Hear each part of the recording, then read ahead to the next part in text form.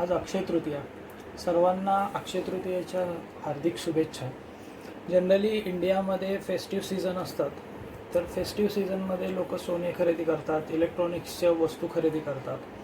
तर इलेक्ट्रॉनिक्सच्या उत्पादनं खरेदी करण्यासाठी गुढीपाडवा आणि अक्षय तृतीया हे दोन मुहूर्त मानले जातात. तर यंदा लॉकडाऊनचा पिरियड असल्यामुळे ग्राहकांना अजिबात ते पॉसिबल होत नाही आहे. पण हा लॉकडाऊन काही कायम राहणार नाही आहे. हा कधी ना कधीतरी उठवला जाणार आहे. त्यानंतर नॉर्मल रुटीन लाईफ चालू होणार आहे. त्यानंतर आपण ए सी खरेदी करत असतो, त्यावेळेस ए सी खरेदी करताना कोणत्या गोष्टी लक्षात घेतल्या पाहिजेत आणि कोणत्या गोष्टी केल्या नाहीत पाहिजेत याबद्दल आपण आज डिस्कस करणार आहोत. तर आपल्यापर्यंत हा व्हिडिओ पोहोचवण्याचं कारण असं की बऱ्याच जणांना ए सी खरेदी करताना तो कसा खरेदी करायचा, त्याचं टनेज किती असलं पाहिजे, त्याचं इलेक्ट्रिसिटी कन्झम्पशन कमी करण्यासाठी काय काळजी घेतली पाहिजे, त्यानंतर ह्या गोष्टी माहिती नसतात. जनरली टी व्हीमधल्या ॲड्स किंवा पेपरमधल्या ॲड्स बघून लोक ए सी खरेदी करत असतात. तर लोकांना सुरुवात आपण एकदम बेसिकपासून करूयात की ए सीच्या टाईप्सपासून करूयात. जनरली घरगुती आपण जी उपकरणं ए सी वापरतो तो एक प्रकार असतो आणि दुसरे कमर्शियल ए सी असतात जे आपल्या मॉल्समध्ये थिएटर्समध्ये असतात, त्यांना आपण कमर्शियल ए सी. तर तिकडे आपण जाऊयात नको. आज फक्त आपण घरगुती ए सी बद्दल बोलूया. तर घरगुती ए सीमध्ये सुद्धा दोन प्रकार येतात. एक विंडो टाईपचा ए सी म्हणतात आणि दुसरा येतो स्प्लिट ए सी. तर विंडो टाईपचा ए सी, त्याला विंडो टाईपचा ए सी असं यासाठी म्हटलं जातं की तो विंडोमध्ये लावतात, म्हणजे तुमची विंडो फॅब्रिकेट केली जाते किंवा त्या साईजचा वॉलमध्ये होल करून त्यामध्ये तो फिट केला जातो.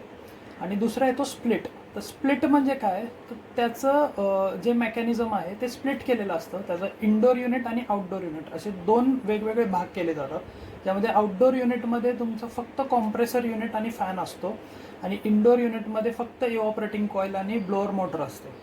तर यामुळे काय होतं, दोन ह्या स्प्लिट आणि विंडो या प्रकारांमुळे हे करण्यात आले. याचं कारण असं की काही लोकांना झोप घेत असताना अजिबात आवाज चालत नाही. तर विंडो ए सीमध्ये सगळे युनिट एकत्र असल्यामुळे त्याचं व्हायब्रेशन जास्त असतं, त्यामुळे आवाज त्याचा जास्त येत असतो. तर स्प्लिट ए सीमध्ये तसं होत नाही. तुमचा आउटडोअर युनिट हे बाहेर असल्यामुळं तुम्हाला आवाज अजिबात नॉईस लेवल जी आहे रूममध्ये ती एकदम कमी असते. आता हे झाले दोन टाईप.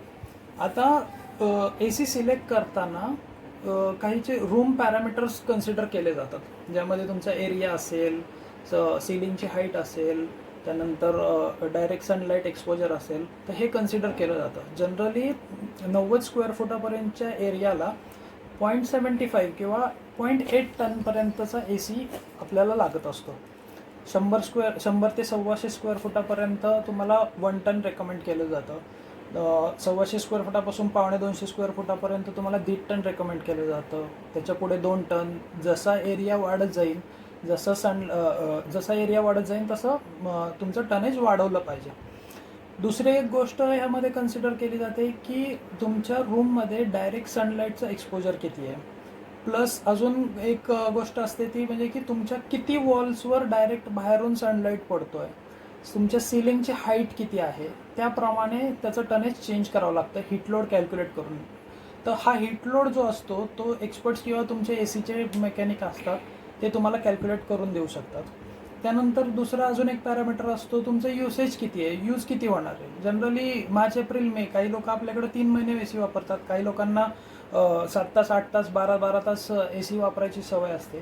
तर त्याप्रमाणे तुम्ही कुठला ए सी घेतला पाहिजे हे आपण आज बघणार आहोत. आता ह्या विंडो आणि स्प्लिट ए सी असताना तर विंडो ए सीचं प्रमाण वापरण्याचं खूप कमी झालेलं आहे. आजकाल सगळे स्प्लिट ए सीकडेच जास्त करून वळतात. तर आता स्प्लिट ए सीमध्ये पण भरपूर ब्रँड्स येतात, भरपूर प्रकारचे ए सी येतात. तर त्यामध्ये नॉर्मल आपले स्टार रेटिंग असणारे ए सी येतात, normal on off A C आपण त्याला म्हणतो. आणि दुसरा एक इन्व्हर्टर प्रकार येतो. तर आता इन्व्हर्टर म्हणजे तो लाईट गेल्यानंतर इन्व्हर्टरवर जसे आपण उपकरणं वापरतो तसा तो चालत नाही लाईट गेल्यानंतर. ची कन्सेप्ट वेगळी आहे. जनरली नॉर्मल ए सी जो असतो तो सपोज तुम्ही रूममध्ये 25 डिग्री टेम्परेचर तुम्ही सेट केलं, तर 25 डिग्री टेम्परेचर ज्यावेळेस रूममध्ये सेट होतं त्यानंतर तो बाहेरचं आउटडोअर युनिट जे असतं ते बंद करून टाकतो ए सी. आणि रूममधलं टेम्परेचर 25 ते 26 डिग्री किंवा 1 किंवा 2 डिग्रीचा ज्यावेळेस फरक पडतो त्यावेळेस तो टेम्परेचरचा फरक भरून काढण्यासाठी परत बाहेरचा कॉम्प्रेसर हे मशीन चालू करत असतं. हे सारखं चालू असतं, ऑन ऑफ ही प्रोसेस कायम चालू असते. कारण बाहेर आपल्याकडे इंडियामध्ये टेम्परेचर हे पीक लेवलला अगदी 45 डिग्रीपर्यंत म्हटलं तरी काही काही भागामध्ये जातं. त्यामुळं ही प्रोसेस ऑन ऑफची ज्यावेळेस होत असते त्यावेळेस प्रत्येक वेळेस कॉम्प्रेसरला स्टार्टिंग करंट, स्टार्टिंग टॉर्क घ्यावा लागतो. यामध्ये इलेक्ट्रिसिटीचं कन्झम्पशन जास्त होतं. तर इन्व्हर्टर ए सीमध्ये तसं होत नाही. इन्व्हर्टर ए सीमध्ये तुमचं कॉम्प्रेसर युनिट जे असतं ते बाहेरचं ते कधीच ए सी बंद करत नाही. त्याचं स्पीड किंवा त्याचा RPM जो असतो तो व्हॅरी केला जातो. सपोज 1 टनचं मशीन असेल तर ते 0.1 पासून ते 1 टन त्याप्रमाणे त्याचं स्पीड किंवा RPM व्हॅरी होत असतो. आणि त्या इन्व्हर्टर ए सीला एक ॲम्बियंट टेम्परेचर सेन्सर असतो. तो तुमचं रूममधलं टेम्परेचर सेन्स करत असतो आणि त्या प्रमाणातच टनेज यूज करत असतो. Generally on off A C तुम्ही स्टार्ट केल्यापासून तो भले कितीही बाहेर ॲम्बियंट टेम्परेचर असो किंवा रूममधलं टेम्परेचर असो, तो 1 टनचा ए सी असेल तर तो 1 टनचीच पॉवर वापरत असतो. तसं इन्व्हर्टर ए सीमध्ये होत नाही. इन्व्हर्टर ए सी ॲम्बियंट टेम्परेचर सेन्स करून त्याची RPM किंवा त्याची पॉवर व्हॅरी करत असतो. त्यानंतर आता हे झालं तुमचं फरक की इन्व्हर्टर ए सी आणि नॉर्मल ए सीमधला. तर ह्याच्या व्यतिरिक्त नॉर्मल ए सीमध्ये स्टार रेटिंगचे पण ए सी येतात तुमचे 3 स्टार, 5 स्टार, 4 स्टार. तर ज्यांचं युसेज कमी आहे त्यांनी मिनिमम 3 स्टारचा ए सी हा घेतला पाहिजे. त्याच्यापेक्षा जर कमी ह्याचा घेतला तर तुम्हाला इलेक्ट्रिक कन्झम्पशन थोडंसं जास्त येतं. त्यानंतर ह्याच्या ए सी निवडताना त्याच्यामध्ये पायपिंग कोणतं आहे. जनरली त्यामध्ये 3 प्रकारचे पायपिंग येतात. एक कॉपर पायपिंग येतं, दुसरं ॲल्युमिनियम पायपिंग येतं, तिसरं अलॉय पायपिंग येतं. तर सगळ्यात जास्त हीट ट्रान्सफर इझिली करणारा धातू कुठला असेल तर तो कॉपर आहे. आणि ॲल्युमिनियम किंवा ॲल्युमिनियमपेक्षा टिकाऊ किंवा रस फ्री पण कॉपर असतं. त्यामुळं कॉपर जरी ए सी महाग असली किंवा कॉपरची व्हॅल्यू फॉर मनी तुम्हाला प्रोडक्ट मिळतं कॉपर असल्यामुळे. कारण हीट ट्रान्सफर फास्ट झाल्यामुळे तुमचं ऑटोमॅटिकली परत इलेक्ट्रिक कन्झम्पशन इथे कमी होतं. ॲल्युमिनियममध्ये काय होतं, तुमचं थोडंसं एक्सटर्नल डॅमेज कशामुळे झालं आहे तर गॅस लिकेजचे चान्सेस ॲल्युमिनियममध्ये जास्त असतात. त्यानंतर तिसरा प्रकार आहे तो अलॉय. अलॉयसुद्धा जरी टिकाऊ किंवा थोडंसं टफ असला तरी हीट ट्रान्सफर तेवढा इफिशियंटली तो करत नाही. त्यामुळं कॉपर जनरली रेकमेंड केलं जातं. बरेचसे ब्रँड ॲडव्हर्टाईज करताना ॲडव्हर्टाईज अशी करतात की आमचं ए सी 100% कॉपर आहे. पण फक्त तुमच्या इव्हॅपोरेटर कॉईल किंवा कंडेन्सर कॉईल कॉपर असून उपयोग नाही. तुमच्या ट्रान्समिशन पाईपसुद्धा कॉपरच्या असल्या पाहिजेत. त्यानंतर तिसरा पॉईंट येतो तो तुमच्या बऱ्याचशा ए सीमध्ये एक्स्ट्रा फीचर्स काय आहेत हे पण कन्सिडर केले पाहिजेत. जनरली एक्स्ट्रा फीचर्समध्ये आपला स्लीप मोड येतो. तर स्लीप मोडमध्ये काय असतं, जनरली आता स्लीप मोड ज्यावेळेस तुम्ही स्लीप झोपता समजा 10 वाजता झोपत असाल तुम्ही आणि ए सीचा स्लीप मोडवर टाकला तर तो काय करतो, समजा तुम्ही 20 डिग्री सेंटीग्रेड टेम्परेचर सेट केलं तर प्रत्येक 1 तासाने तो 1 डिग्रीनी ए सीचं टेम्परेचर वाढत असतो. म्हणजे 11 वाजता तो रूमचं टेम्परेचर 21 डिग्री सेंटीग्रेड करतो, 12 वाजता तो 22 डिग्री सेंटीग्रेड करतो, 1 वाजता तो 23. असं करत करत जेव्हा 7 तास पूर्ण होतील त्यावेळेस तो 28-29 वर जाऊन तो ऑटोमॅटिक कट ऑफ होऊन पूर्ण बंद होऊन जातो. तोपर्यंत सकाळ झालेली असते. तर हे स्लीप मोडचं झालं. त्यानंतर एक अँटीबॅक्टेरियल फिल्टर येतात. ते जाहिरातीमध्ये किंवा तुम्ही ए सीचे कुठले ब्रोशर्स बघितले असते तर त्यामध्ये असतं अँटीबॅक्टेरियल. तर अँटीबॅक्टेरियल फिल्टर असणारा ए सी शक्यतो घ्यावा. नंतर डिह्युमिडिफायर हे फंक्शन ए सीला असणं गरजेचं आहे. ज्या ठिकाणी ह्युमिडिटी किंवा आर्द्रता आपण ज्याला म्हणतो ती जास्त असते. तर आपल्याकडं पश्चिम महाराष्ट्रामध्ये याची गरज पडत नाही जास्त करून. कोकण किनारपट्टीवर जिथे ह्युमिडिटी जास्त आहे तिथं हे फंक्शन जास्त करून वापरलं जातं. किंवा आपल्याकडं जर 12 महिने ए सी वापरणारी लोक असतील तर अशा लोकांना मान्सून सीझनमध्ये डिह्युमिडिफायरचा उपयोग जास्त होतो. तर तोही ए सी खरेदी करताना तुम्ही कन्सिडर केला पाहिजे. त्यानंतर आता नवीन ए सी आलेत, त्यामध्ये वायफायचं फीचर दिलेलं आहे. तर वायफायचं फीचर लोकांना वाटतं की वायफाय म्हणजे आजकाल सगळंच वायफायवर चालायला लागलं आहे, लोकांना एक सवय बनून चालली आहे इंटरनेटची. तर कंपन्यांनी ह्यात अजून डोकं लावलं की सपोज तुम्ही घरात नाही आहे, घरातून बाहेर येत आहे, पण तुमचा घरामध्ये राउटर चालू आहे आणि तुमचा ए सी तुम्ही तुमच्या ह्याला ॲपमध्ये रजिस्टर केला आहे. तर तुम्ही कार पार्क करून ज्यावेळेस घरी येता त्यावेळेस खालूनच जर तुम्ही इन्स्ट्रक्शन्स दिल्या तर वायफाय थ्रू तुम्ही घरी जायच्या आधी तुमचा ए सी चालू झालेला असतो. तसंच घरातून बाहेर जाताना तुम्ही चुकून विसरला ए सी बंद करायला, तर खाली पार्किंग लॉटमध्ये किंवा बाहेर गेल्यानंतर तुम्ही वायफायद्वारे तो ए सी बंदही करू शकता. हे वायफाय फीचर झालं. त्यानंतर इलेक्ट्रिसिटी कन्झम्पशन कमी करण्यासाठी आता कोणत्या गोष्टी केल्या पाहिजेत. आता सगळ्यांना माहिती आहे की दरवाजा खिडक्या ह्या बंद असल्या पाहिजेत, कुठेही लिकेज राहिलं नाही पाहिजे, ही एक गोष्ट.